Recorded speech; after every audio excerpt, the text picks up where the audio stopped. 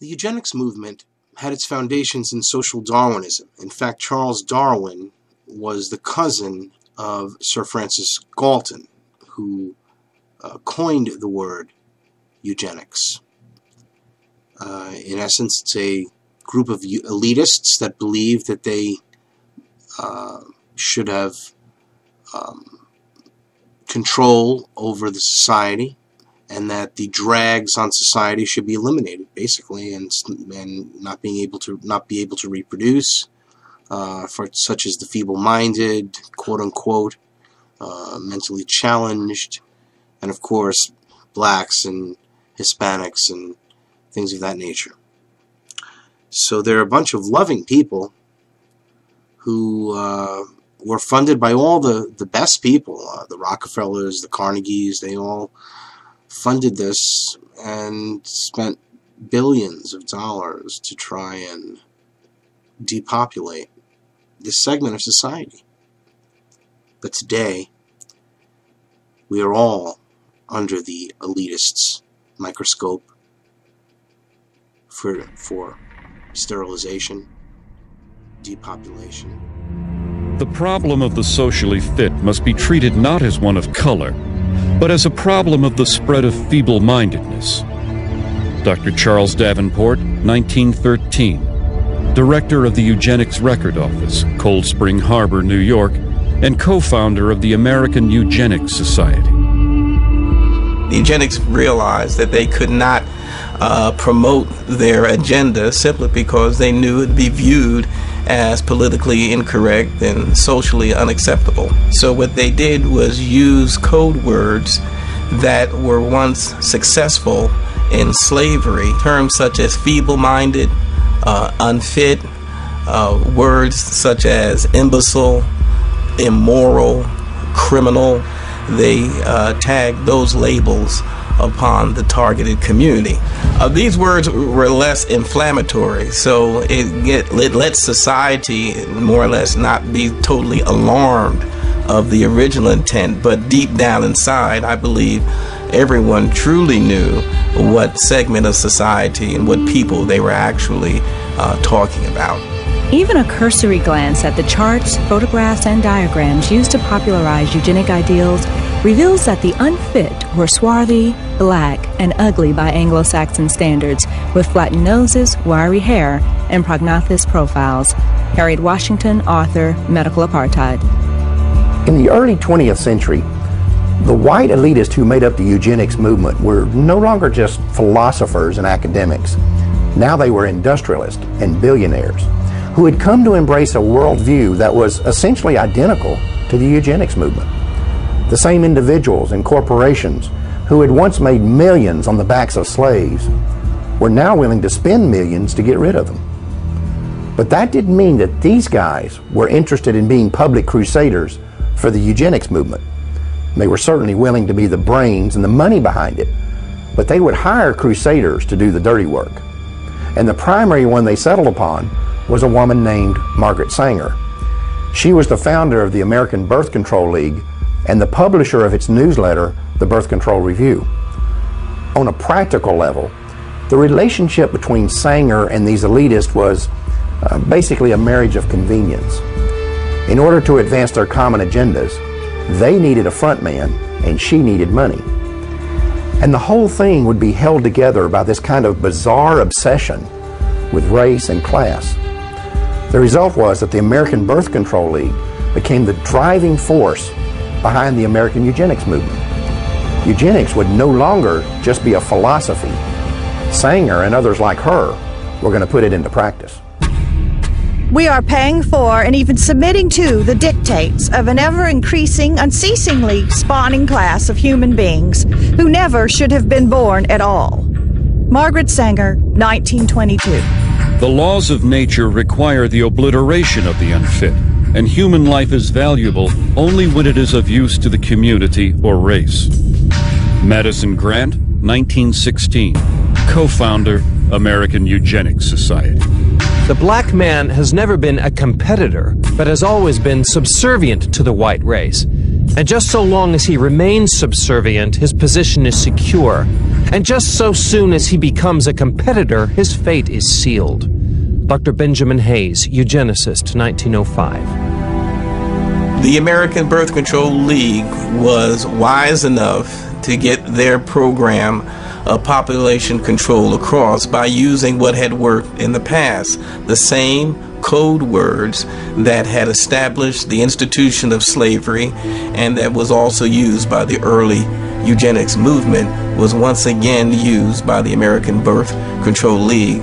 The Margaret Sangers of those days did not come out and say they were trying to eliminate black people. What they did say, they were trying to rid society of the feeble-minded. They were trying to rid the society of the criminal. Well, she was successful simply because of her eugenics friends for the past 50 years had put those labels on minorities and African Americans, and therefore society was more or less desensitized. In effect, the code words hid the agenda of Margaret Sanger and the eugenists. At that time, they did shift over to what they called the quality of life. It was a philosophy unquestionably used to target the poor simply because what the quality of life at its core meaning was that poor people really didn't have a reason to live. Only the white, those with status, had any chance of a meaningful or purposeful life. The solution for the poor now was not to eliminate the circumstances that would cause poverty. Their solution now was to eliminate the poor, eliminate the impoverished, and just wipe them off the face of the earth. The practice of birth control among the majority of colored people would probably be more eugenic than among their white compatriots. The dissemination of the information of birth control should have begun with this class, rather than with the upper social and economic classes of white citizens. Walter Turpening, Birth Control Review, 1932. In virtually every community where Negroes dwell, one finds them in fat times and lean alike, contributing a disproportionate number to the roles of the dependents and delinquents. They make excessive demands on the white man's charity and overtax his patients. Newell Sims, Birth Control Review, 1932. Author Madison Grant was a co-founder of the American Eugenics Society and an officer of the New York Zoological Society. In 1906, he had authorized an exhibit at the Bronx Zoo in which a 22-year-old African named Ota Benga was displayed in a cage in the monkey house. Sharing the cage with Benga was an orangutan. When a local clergyman protested the exhibit, he said that it was clearly intended to be a demonstration of Darwin's theory of evolution. Local proponents of Darwinism apparently agreed and labeled the display educational. 10 years after this event, Ota Benga committed suicide.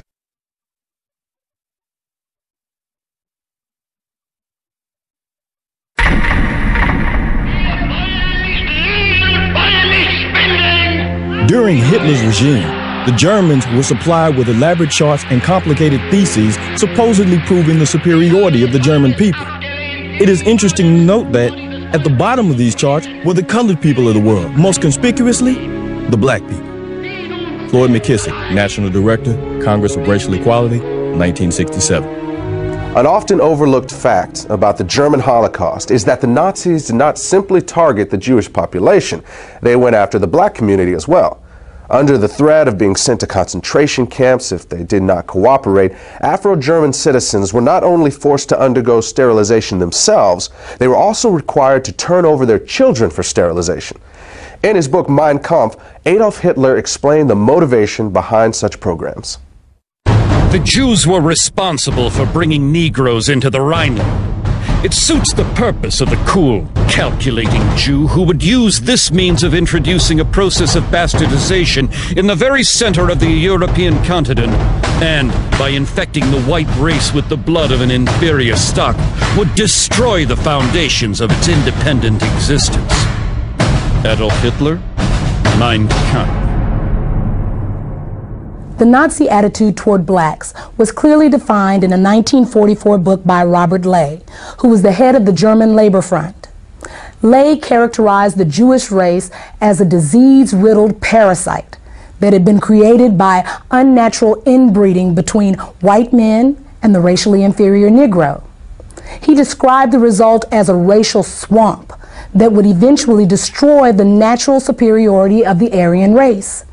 Another Nazi publication described blacks as African brutes who had not been tamed even by centuries of slavery.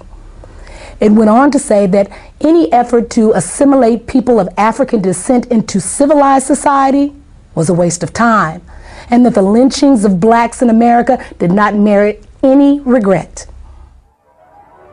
Since World War II, it has been well documented that Adolf Hitler was profoundly influenced by the American eugenics movement, and that many of his government's racial policies were actually developed from the writings of American eugenicists, like Madison Grant and Harry Laughlin. In fact, Hitler referred to Grant's book, The Passing of the Great Race, as his Bible. Meanwhile, American eugenicists were routinely praising Hitler and holding up the Nazi eugenics program as a model for the United States to copy. The leader of the German nation, Adolf Hitler, has been able to construct a comprehensive racial policy of population development and improvement. The difference between the Jew and the Aryan is as unsurmountable as that between black and white. Germany has set a pattern which other nations must follow. Dr. Clarence Gordon Campbell, 1935, President, Eugenics Research Association, New York.